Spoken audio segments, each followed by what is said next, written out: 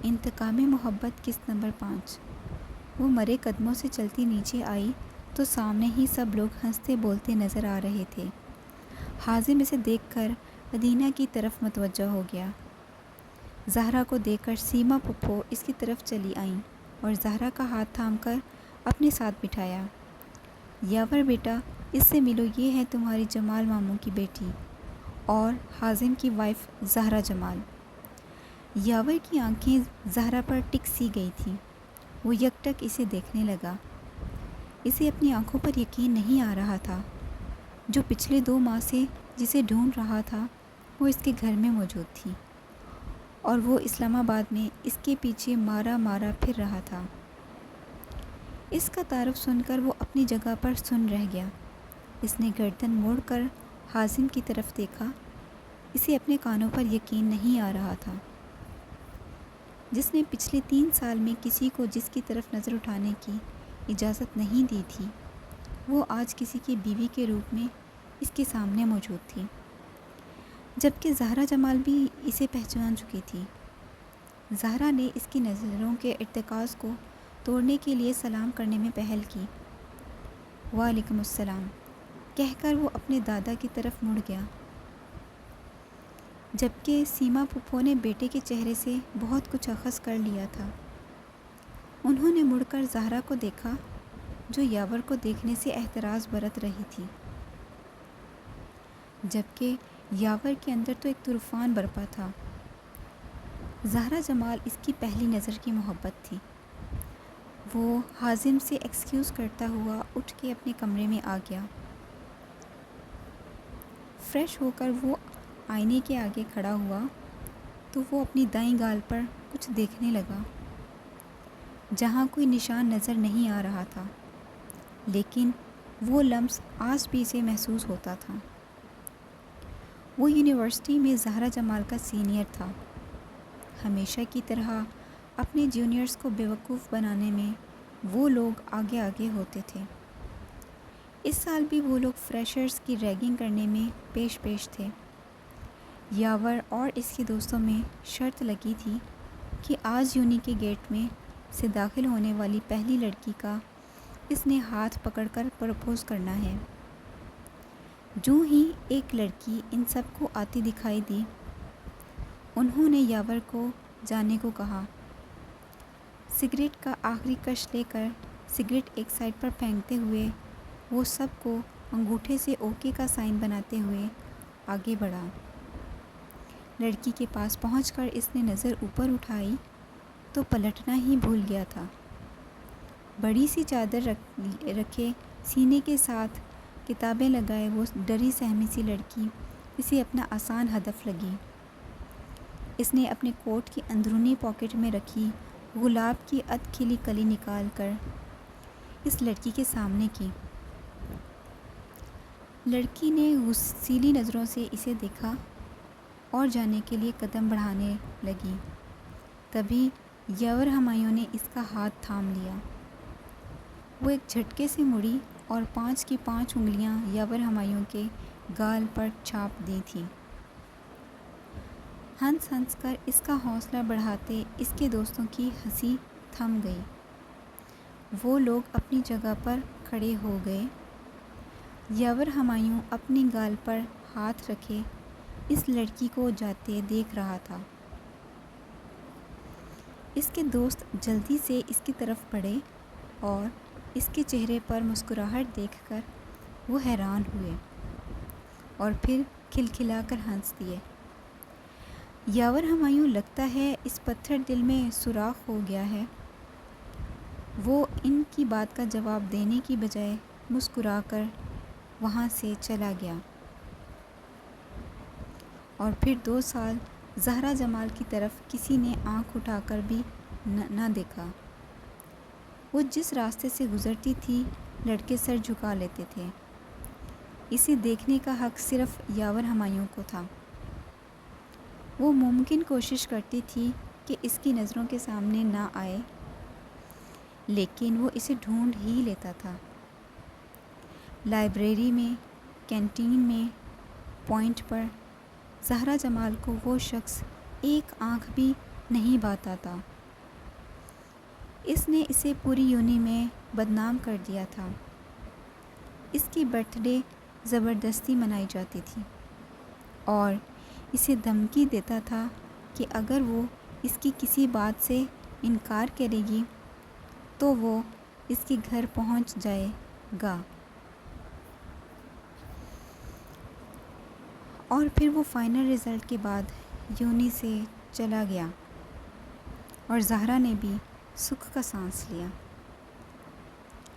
لیکن یہ سب محدود مدت کے لیے ہی تھا، کیونکہ تبھی اس کی زندگی میں حازم خان آ گیا اور وہ ایک ڈرامائی طور پر اس کے ساتھ اس کی حویلی آ گئی تھی۔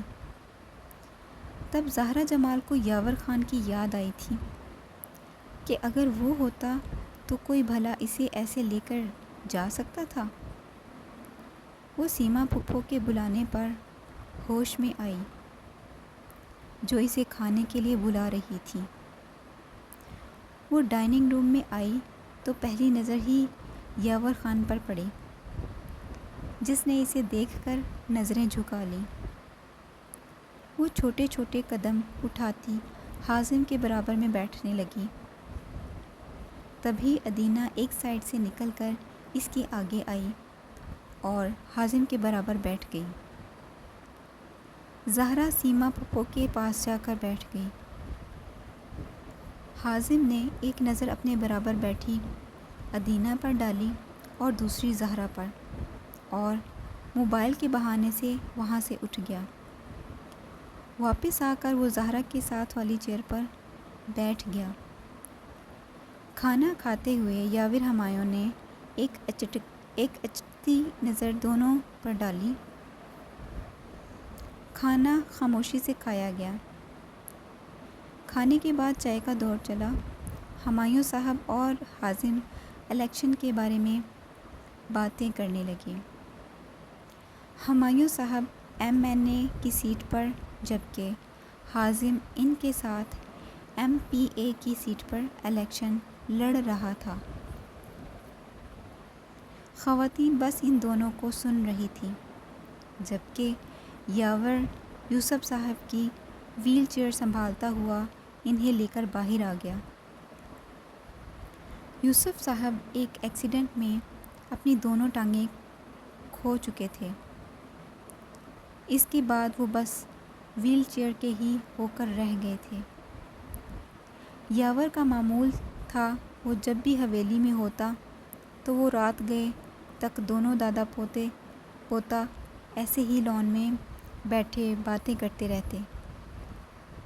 پاکستان کی ڈپلومیسی کے حوالے سے خارجہ پالیسی پر، شاعری، سائنس اور مختلف موضوعات پر گھنٹوں باتیں کرتے رہتے۔ ایک دوسرے سے بہت سی باتوں میں اختلاف رائے بھی رکھتے تھے۔ اس دوران انہیں کوئی ڈسٹرب نہیں کرتا تھا۔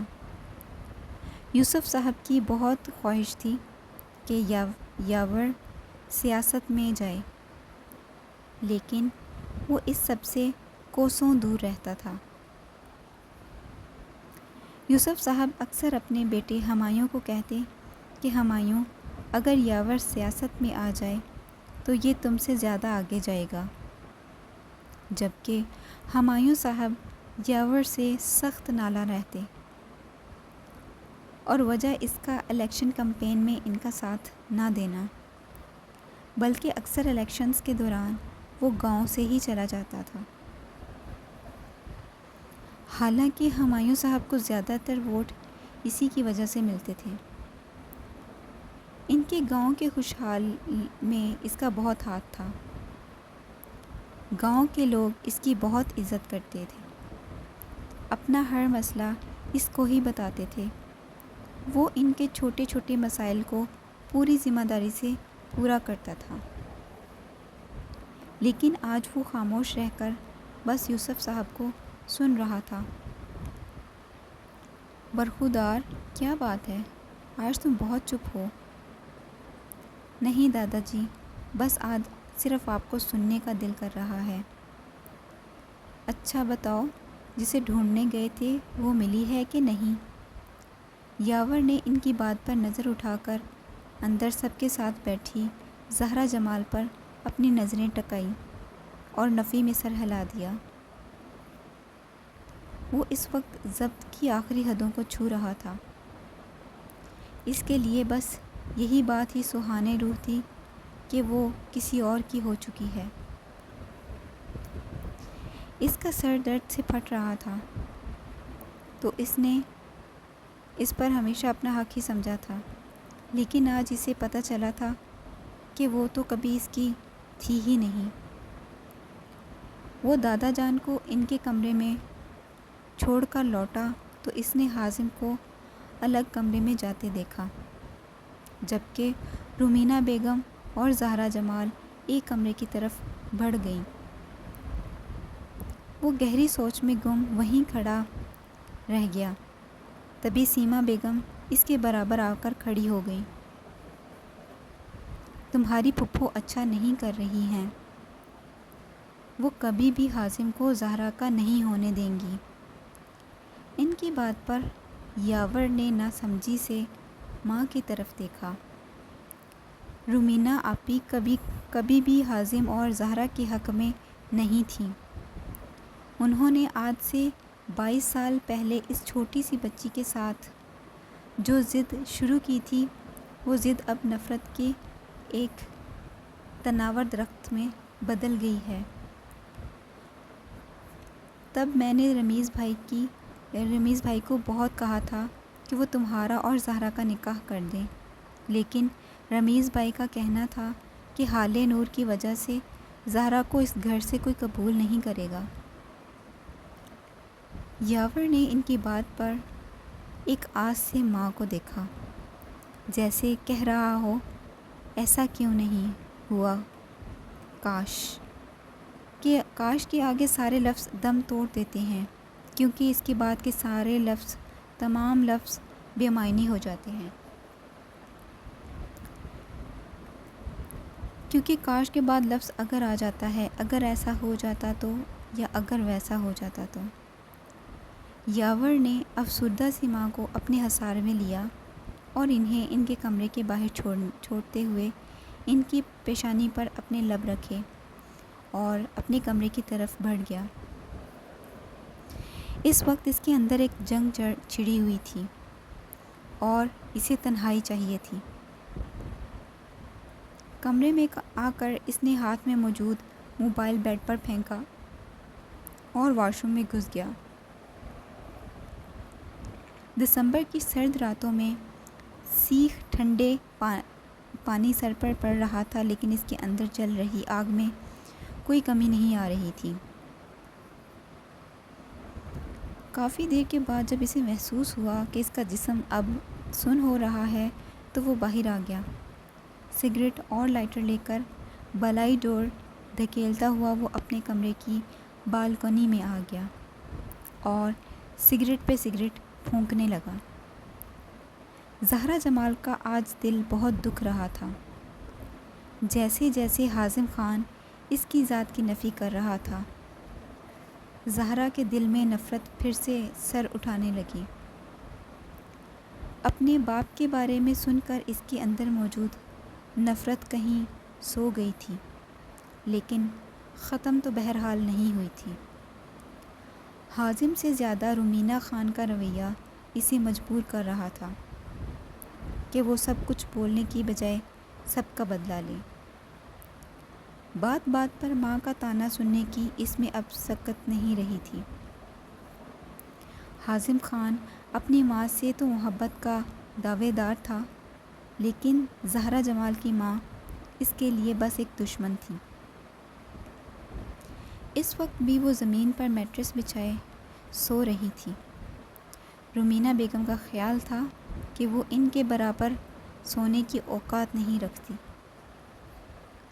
رات کی نہ جانے کس پہر اس کی آنکھ لگی۔ صبح اس کی آنکھ کسی کھٹکے کی آواز پر کھلی۔ اس نے مندی مندی آنکھوں سے دیکھا تو دروازے میں حازم خان کھڑا تھا۔ بظاہر ماں سے بات کر رہا تھا، جبکہ اس کی نظر زہرا پر ٹکی ہوئی تھی۔ زہرا کی نظر جو ہی اس پر پڑی وہ دوسری طرف کروٹ لے کر لیٹ گئی۔ رومینہ بیگم ادینہ کے بلانے پر اس کی طرف بڑھ گئی، جو انہیں اپنی پرشین کیٹ دکھا رہی تھی جو یاور نے اس کے لیے لی تھی۔ حازم دروازہ بند کر کے بیڈ پر بیٹھ گیا۔ کافی دیر کی خاموشی کے بعد کمرے میں اس کی آواز گونجی، اٹھو، تیار ہو جاؤ، مجھے کچھ کام ہے، شام تک میں نے شہر کے لیے نکلنا ہے۔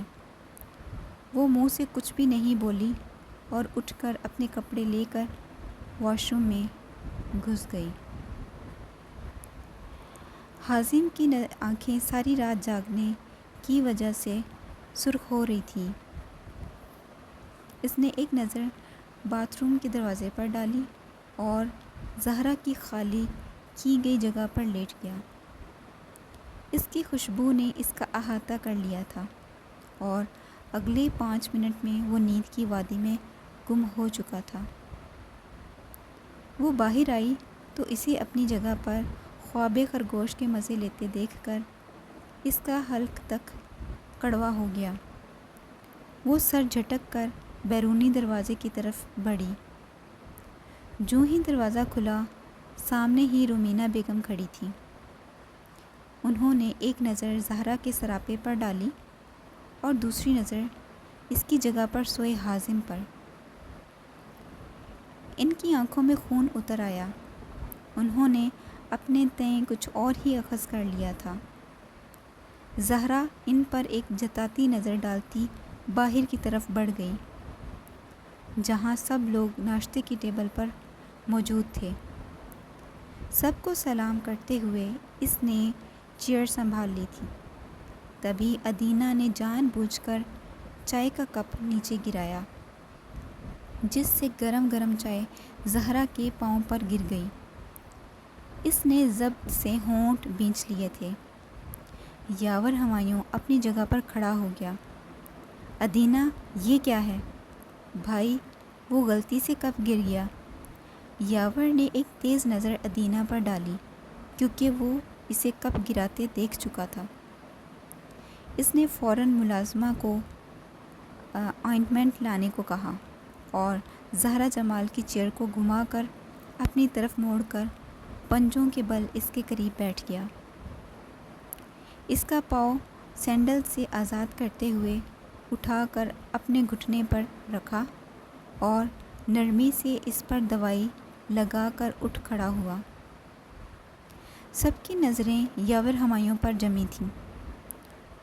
وہ بڑی سے بڑی بات پر بھی کبھی ادینہ سے اونچی آواز میں نہیں بولا تھا۔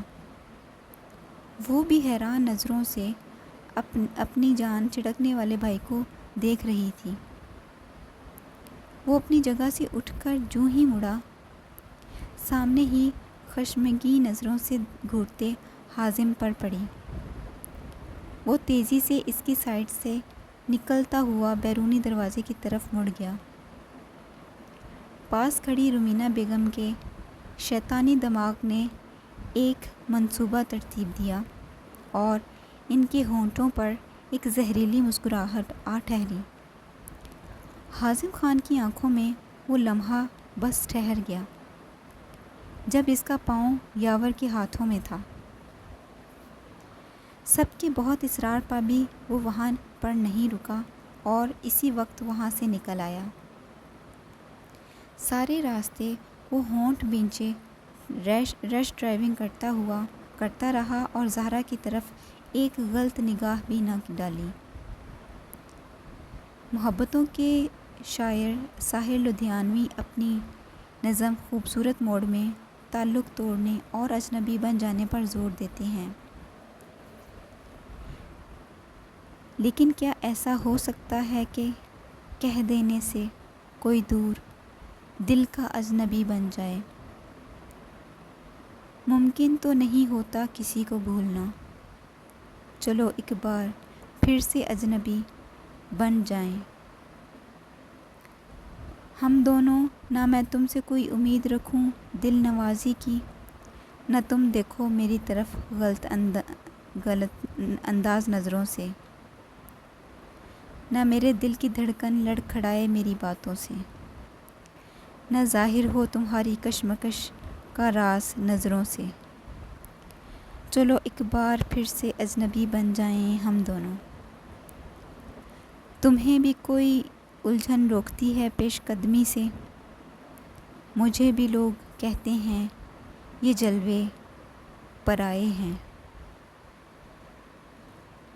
میرے ہمراہ بھی رسوائیاں ہیں، میرے ماضی کی تمہارے ساتھ بھی گزری ہوئی کئی راتوں کے سمے ہیں۔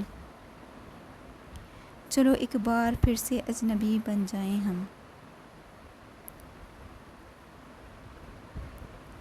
تعارف روگ بن جائے تو اس کا بھولنا بہتر، تعلق بوجھ بن جائے تو اس کو توڑنا اچھا۔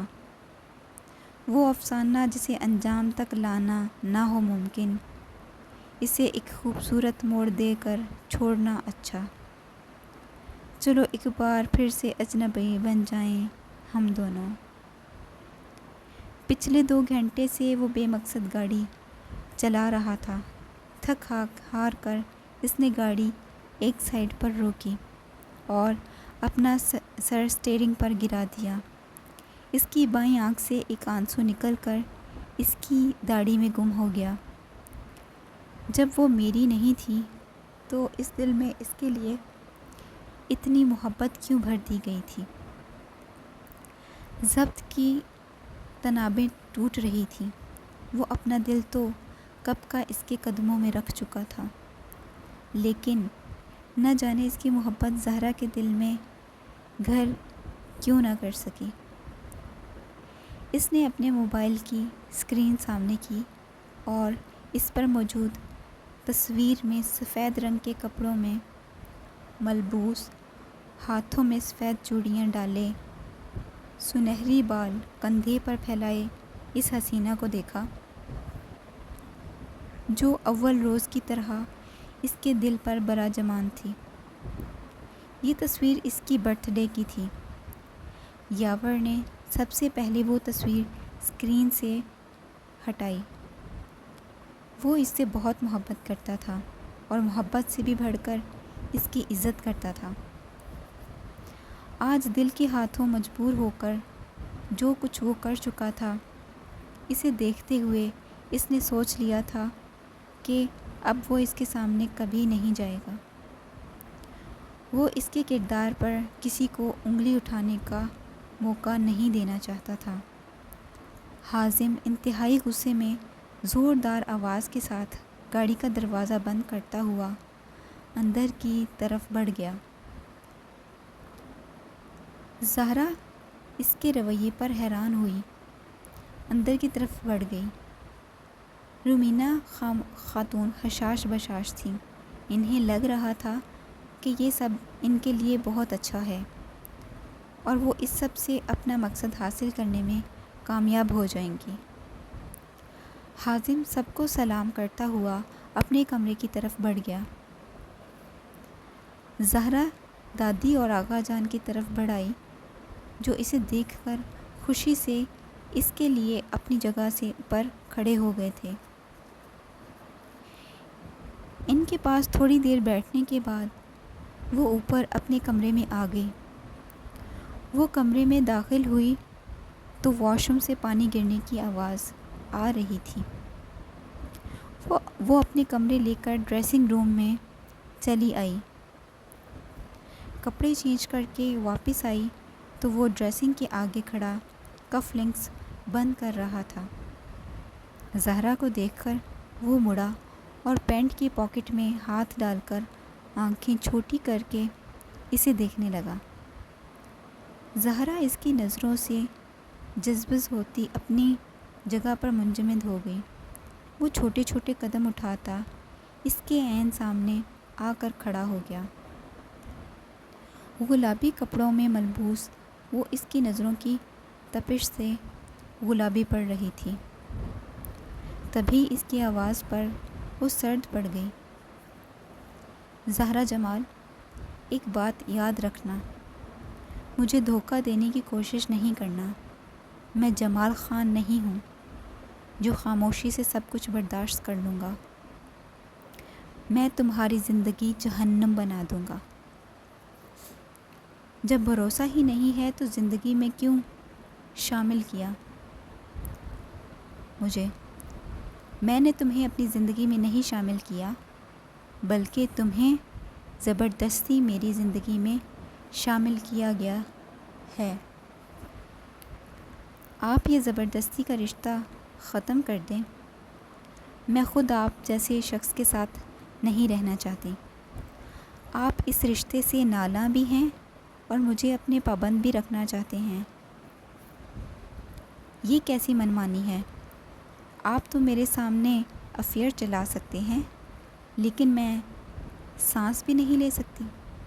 غصے سے حازم کی گردن کی رگیں تن گئیں۔ میں نے کون سا افیئر چلایا ہے؟ اس نے سر جھٹکا۔ میں آپ کی ہر بات کا جواب دینے کی پابند نہیں ہوں۔ حازم نے ایک ہاتھ کا مکہ بنا کر دوسرے ہاتھ پر مارا۔ زہرا جمال، مجھے برا بننے پر مجبور مت کرو۔ آپ کو بننے کی کیا ضرورت ہے؟ آپ تو برے ہیں۔ اچھا، میں نے تمہارے ساتھ کیا برائی کی ہے؟ آپ اور کیا برائی کریں گے؟ ایک تصویر کو آپ نے اپنی مرضی کا رخ دے دیا۔ تم کیا سمجھتی ہو میں کچھ بھی نہیں جانتا؟ کیا میں نہیں جانتا کہ یونیورسٹی میں یاور ہمایوں تمہارا سینئر تھا اور تم پر جان دیتا تھا؟ وہ تمہارے پیچھے پاگل تھا۔ پوری یونی میں یہ بات سب جانتے تھے، تو تمہیں کیوں کر لگا کہ میں یہ بات نہیں جانتا ہوں گا؟ زہرا منہ کھولے حازم خان کو سن رہی تھی۔ وہ کنگ رہ گئی تھی یا الفاظ کہیں گم ہو گئے تھے۔ وہ منہ کھولے اسے دیکھ رہی تھی۔ وہ اس پر ایک فاتحانہ نظر ڈالتا ہوا اپنے کوٹ کے بٹن بند کرتا ہوا ڈور کی طرف مڑا۔ میں اس میں انٹرسٹڈ نہیں تھی، اس کے حلق سے بمشکل آواز نکلی تھی۔ اور ریئلی تم اس میں انٹرسٹڈ نہیں تھی، اس لیے وہ تمہاری برتھ ڈے سیلیبریٹ کرنے کے لیے تمہیں اپنے فارم ہاؤس پر لے کر گیا تھا۔ میں اکیلی نہیں گئی تھی، پوری یونی کو اس نے انوائٹ کیا تھا۔ زہرا جمال، کیا میں تمہیں جب رخصت کروا کر لایا تھا اس وقت کی کوئی بھی بات یاد نہیں؟ میں نے تمہیں کہا تھا کہ میں دھوکہ معاف نہیں کرتا، سامنے چاہے میری ماں ہو، محبوبہ ہو یا پھر بیوی ہی کیوں نہ ہو۔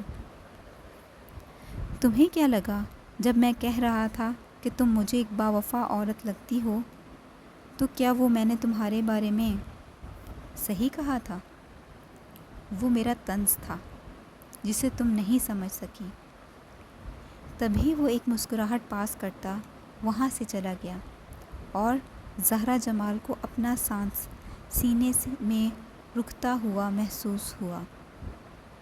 اگر آپ کو میرا ناول اچھا لگتا ہے اور میرا انداز بیاں اچھا لگتا ہے تو پلیز میرے چینل کو لائک کیجیے گا اور سبسکرائب کیجیے گا۔ بہت شکریہ۔